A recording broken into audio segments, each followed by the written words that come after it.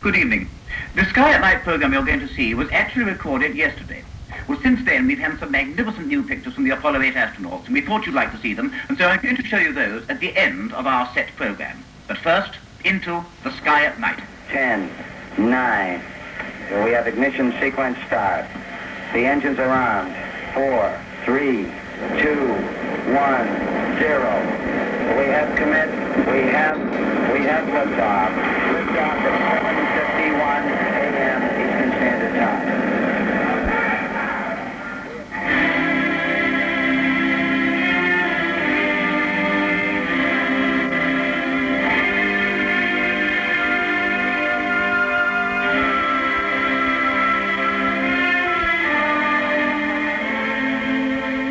So the first men to the moon go on their way. Good evening. I don't think there can be anybody now who hasn't heard of this tremendous triumph of the astronauts in Apollo 8. This has been the greatest scientific achievement, I suppose, of all time. It really has shown us that we really can, in fact, go to the stars. Well, I think we must agree here that we must alter our Sky at Night for this evening. We did intend to do a program about the moon's effects upon the Earth, and we still are going to do this, but not, I think, tonight. We'll reserve this for a few months so that we can, in fact, deal with Apollo 8 now.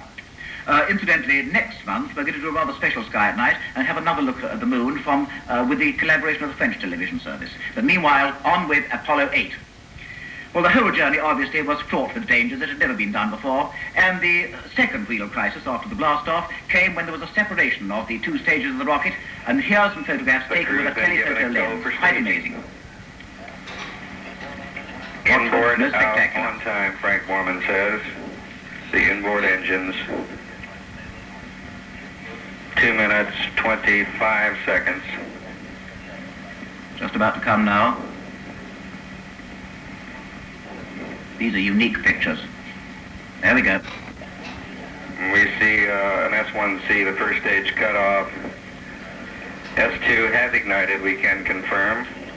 And on its way up, Apollo 8 was seen from various parts of England, and it was photographed by one of our very old friends on the Sky at Night program, Commander Hatfield.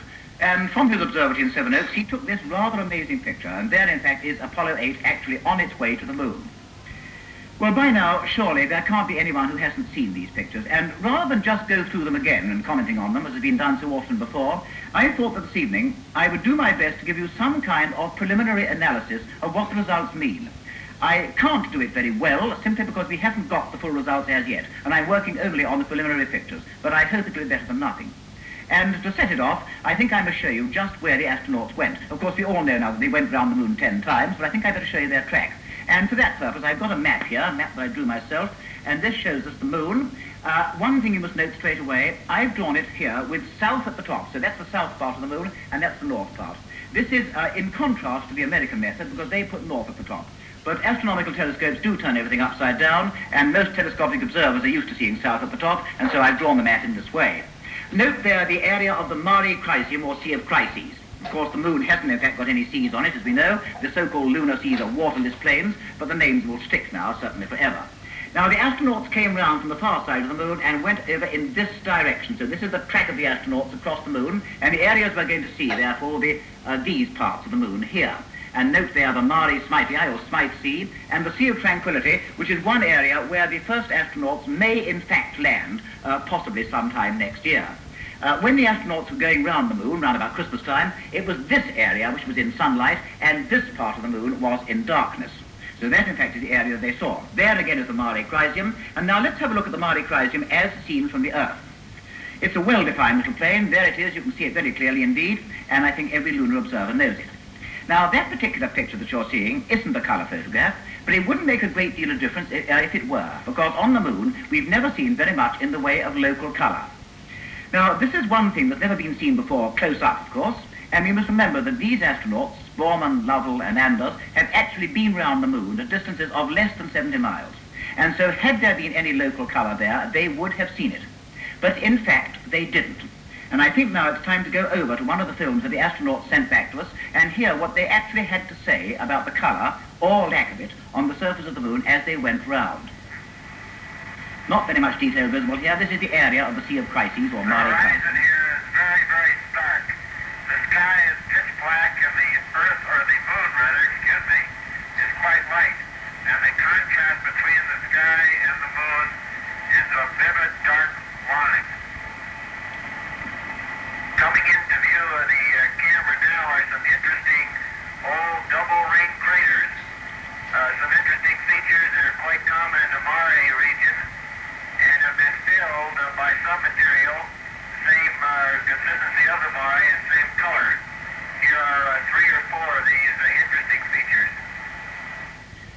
no local color observed. And this is something that we hadn't got any definite evidence of before, because remember, there's all the difference in the world between a man going round the moon and an instrument going round, because no instrument can make an on-the-spot decision and direct itself intelligently. But let's now just look for a moment at the various stages of lunar observation. Let's have a look first at the moon as seen from the Earth. And here's a rather nice rough area photographed by the Japanese, the Kwaisan Observatory. Since 1964, we've been able to look at pictures taken by unmanned probes that have gone round the moon. And here's the so-called picture of the century, sent back by the American Orbiter 2. And this shows the great ray crater Copernicus, a really wonderful sight. And then there have been the soft landers, which have come down on the moon's surface and sent back pictures by direct television. And here's a picture obtained from one of the American Surveyor craft. And it does look remarkably like a lava field. But these, of course, didn't tell us whether there was any local color there to be seen. And the astronauts appear to have confirmed what we strongly suspected, that in fact there isn't. There are, of course, one or two craters on the moon which seem to show temporary red glows from time to time. And if I can look at the map for one moment, there is the crater of Aristarchus, which wasn't, in fact, anywhere on the other track of the astronauts. It was too far north. But this is one crater where temporary red glows have been seen. But certainly the astronauts saw none of these, and you wouldn't expect them to, because they're not very common and they're very short-lived. But let's have a look at Aristarchus as it appears from the Earth. And there it is, over to the left-hand side of the picture. It's quite a big crater, over 20 miles in diameter, and extremely bright. And that is one of the areas affected by these glows. But if we look also at that picture of Aristarchus, and then look over to the right-hand side, we will see a companion crater. That's known as Herodotus. And coming out from that companion crater, you will see a long, winding valley. And we call this a crack, or a cleft, or a rill. You can see there are sharp bends in it. Now, these have been seen from Earth, of course. That one was discovered in 1792 by Schroeter, and it's sometimes called Schroeter's Valley. And these things have been photographed from the orbiter probes. But the astronauts actually saw them from close range, and they sent back some remarkably interesting descriptions showing that many of the small cracks, too, have these very sharp bends in them. This is phenomenal. There we are, again over the Mare Crisium area, and we're going to have the There's an description of the interesting rill. rill directly in front of the spacecraft now.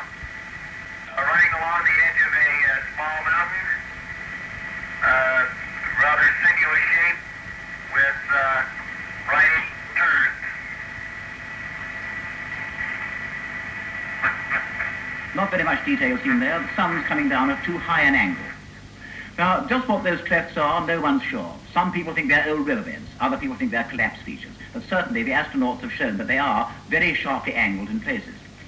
Also, the astronauts said quite a bit about terraced craters. And there are some craters on the moon which show these deep interior terraces. One of those is the great ray crater Copernicus. Let's have a look at Copernicus as it's seen from the Earth. And there it is, and we can see those terraces and a very fine group of central mountains. And not only the really big craters, but many of the smaller ones also have got these interior terraces.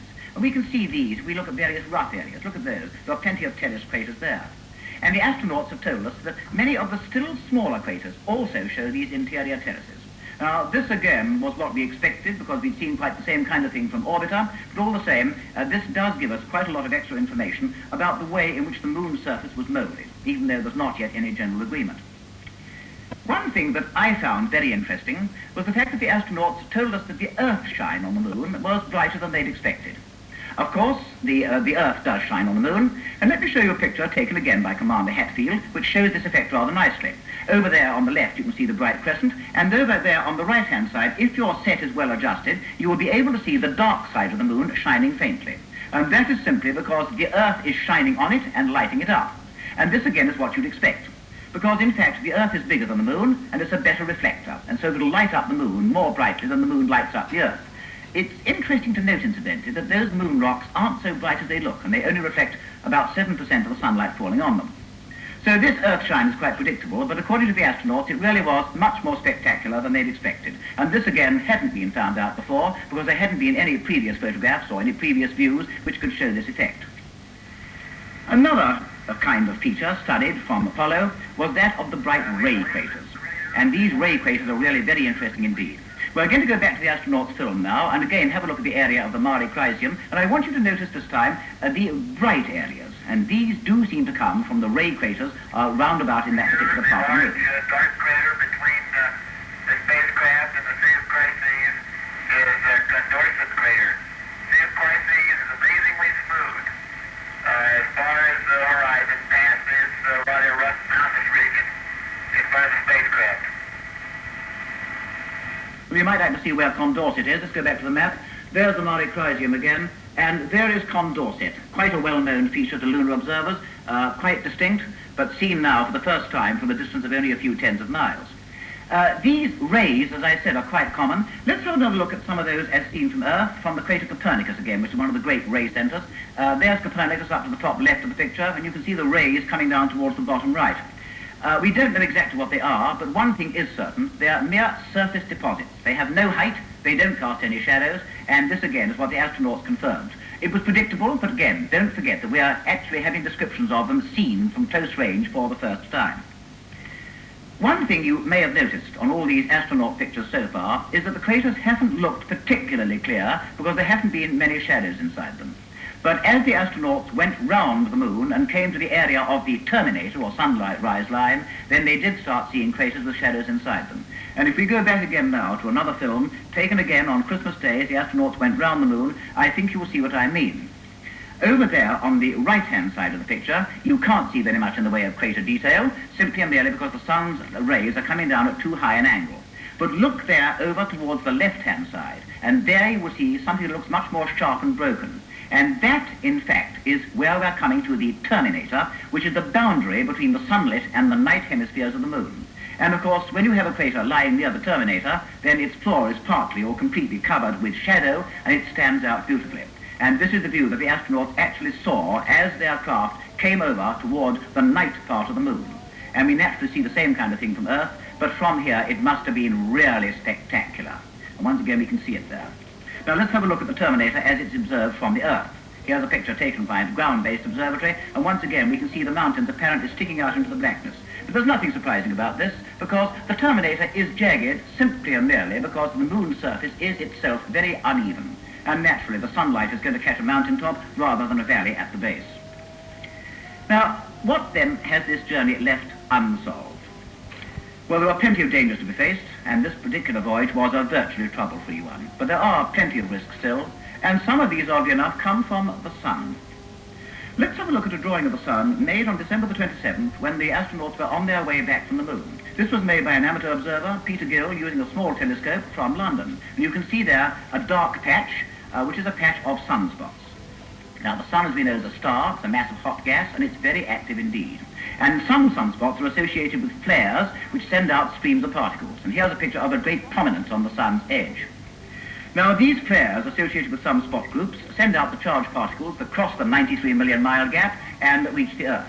And it's thought that they could be a potential source of danger to any astronauts beyond the atmosphere. At 10 o'clock on December 27th, in the morning, John Smith, the Seven Oaks radio astronomer, recorded a flare associated with that spot group that we've just seen. In fact, this couldn't hurt the astronauts because by the time the particles reached the Earth, they were already down. But again, we are not quite certain about the effects of flares, and this is one thing that remains to be seen. But where next? Well, this, remember, was only the beginning. It was our first major step into space. Eventually, we may have a base set up on the surface of the moon. And here's an impression of one, drawn many years ago now, by Rafe Smith. And Professor Sir Bernard Lovell, who's been commenting on this Apollo trip, he suggested that in time there may be a sort of super radio telescope set up on the surface of the moon, a kind of super Jodrell bank. And certainly when we do get a scientific base on the moon, the benefits to mankind are going to be incalculable. But that lies in the future. Meanwhile, we've had the start, and all honor to these three men, Borman, Lovell and Anders, whose names we remember as long as history lasts. They, above all, have shown us that men can reach other worlds. Well, as I said when we started the program, that was actually recorded yesterday. And since then, only a few hours ago, we've had these new magnificent pictures from Apollo 8. And I'm in the studio now talking to you live, and I thought you'd like to see them. And here, first of all, is a still of the Earth, seen from space. And I think this is just about the best photograph of its kind ever taken. And you can see that there's plenty of cloud there. This really is science fiction come true. And here's the Earth seen in the lunar sky, shining down from complete blackness. And the surface of the moon there, at the bottom of the picture, does look remarkably smooth, although in fact we know that it's not really so smooth as it might appear. That really is, I think, a most spectacular picture. That's what lunar explorers of the future will actually see, the Earth shining down on the moon. And here's one of those points that I brought out earlier on, this question of terraced craters. And you can see there that those walls are massive, and they have got these steps inside them. And there also is a very fine group of central mountains. That is a fairly typical lunar crater with terraced walls. And so is this. This crater you can half see over to the left-hand side. And this, I think, brings out well the fact that the craters have sunken walls, because you can see that from the right, the ground rises fairly gently up to the top of the wall, and then over the other side into the crater, it goes down to a sunken floor. And once again, you can see there that those walls are terraced. And this is another interesting kind of formation, a crater within a crater, so to speak. You can see there the larger of the two has a smaller crater inside it, and the two seem to share a common wall. This, in fact, is a fairly common arrangement upon the moon, and you can see there also that those walls are really rather bright. And this is one of the smoother areas, and there from the top of the picture, running down the middle, you can see a dark line, and this is one of those cracks or clefts that we mentioned earlier. But this particular one doesn't seem to have any right-angle bends in it. This is a fairly straight one. And that surface does look extremely smooth, even though I very much doubt there's much smooth ground really anywhere on the moon. And that really is rather an amazing picture. Look at those mountains there. And we're coming in and you can see every detail. And here's another very nice crater. This is one of the Petavius type, 100 miles across. And you can see there that the cleft cutting right through the central mountain. This is really spectacular. And once again, you can see massive terraced walls. The terraces this time aren't quite so regular, but they are there. And on the floor of that crater, you can see a whole system of these cracks or clefts. And once again, the floor is deeply sunken below the outer surface. And these three craters, which lie outside the first one we've just seen, once again, they have comparatively smooth floors, and the one down to the lower left, as you can see, has a second crater inside it. And this, again, is a fairly common arrangement. That, again, is a fairly typical crater group, I think, but seen by men for the first time. And here's one of those ray craters that I mentioned earlier. And you can see the rays coming out from the central crater in all directions. And this is one of the brighter parts of the moon. And these rays seem to cross all the other formations. Well, those are the stills, and they do show amazing detail, because, of course, they had been processed. But as well as that, the astronauts have sent back a film, and we have got that to show you now. It's rather an interesting one. But one thing you will notice straight away, earlier on, we showed you films taken by Apollo 8, and they appeared to go smoothly over the moon's surface, and quite slowly. This one is going more quickly, and it's jerking. Well, this, of course, has nothing to do with the actual motion of the spacecraft. This is because here we're using the technique of time-lapse photography, and that accounts for the jerkiness and the greater speed. And as the various features pass through, I think you'll see many of the things that I've been describing. Small, bright ray craters, and you'll see some of the larger craters, the dark floors, and you will see the grey patches too. There's one of the larger craters, you can see it coming through, and there's one with bright walls. This is one of the comparatively smooth parts of the moon. There are no major craters here, but there is a rather larger one. That must be about 20 miles across, I should think. It's difficult, of course, to give any precise identification at the present moment. And there again are some more of these small, bright ray craters. We are not seeing so much detail here because, once again, we're further away from the terminator, and so you're not getting any of the interior shadows. The great wonder of this film, I think, is the actual movement. Remember, you're looking at the moon as you see it from a spacecraft, passing over the surface at a height of less than 70 miles. It's spectacular enough on the film. What it must have been like when you actually saw it, well, it's difficult to imagine. There's some more of the bright craters.